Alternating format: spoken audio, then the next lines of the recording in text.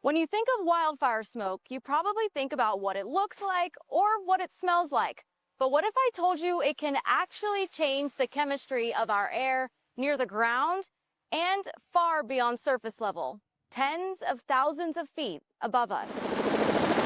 During the summer and fall seasons, wildfire smoke can plague our skies. The stronger the fire is, the stronger the heat flux is, the higher the plume can go. Rajesh Kumar is a deputy director at the National Science Foundation's Center for Atmospheric Research. Based in Colorado, he studies weather patterns and climate shifts around the world, including right here in the Pacific Northwest. We are going to see very, very high particulate matter level near the wildfires, and probably that becomes a dominant pollutant in the Pacific Northwest. As smoke rises, it enters different layers of the atmosphere. Near the surface, it mixes with sunlight and other pollutants.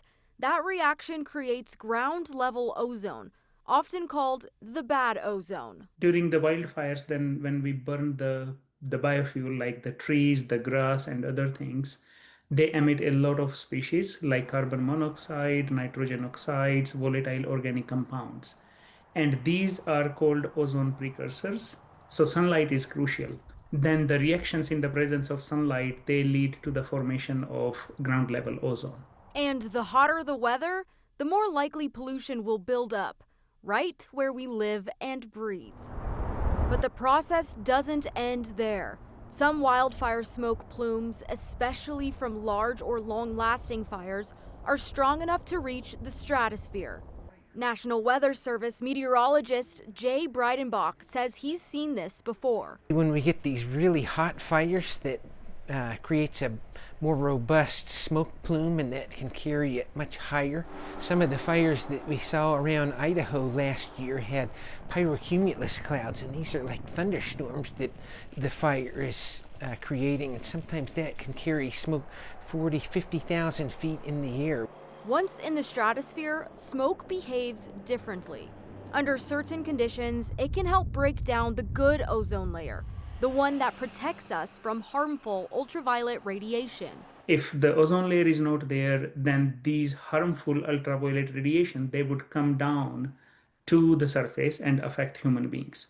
So that's why that is called good ozone, right? Because it is protecting us, it is necessary for our survival.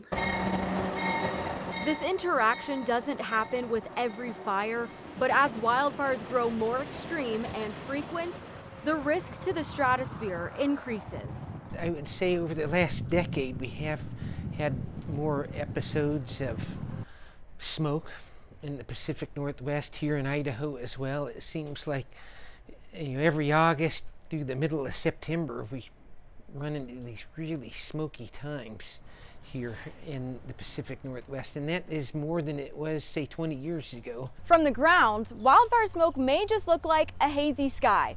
But up here, this Doppler radar helps scientists see what our eyes can't.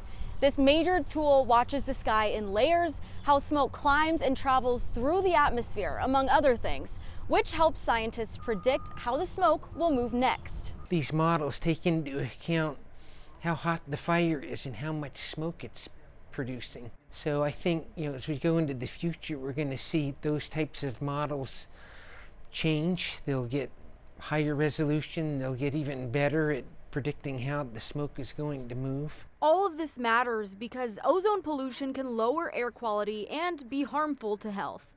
The bottom line is wildfire smoke isn't just a problem for the Pacific Northwest or just for summer. It's a growing issue that starts with fire and ends with chemistry high above our heads and right where we breathe. We know how it's impacted our generation. We know that we have more smoke now, over the last decade than the decade before. So those are real impacts. It certainly impacts people, and I just think it's going to impact society more and more as we go further into the future. For Environment Northwest, I'm Audrey L. Tackett.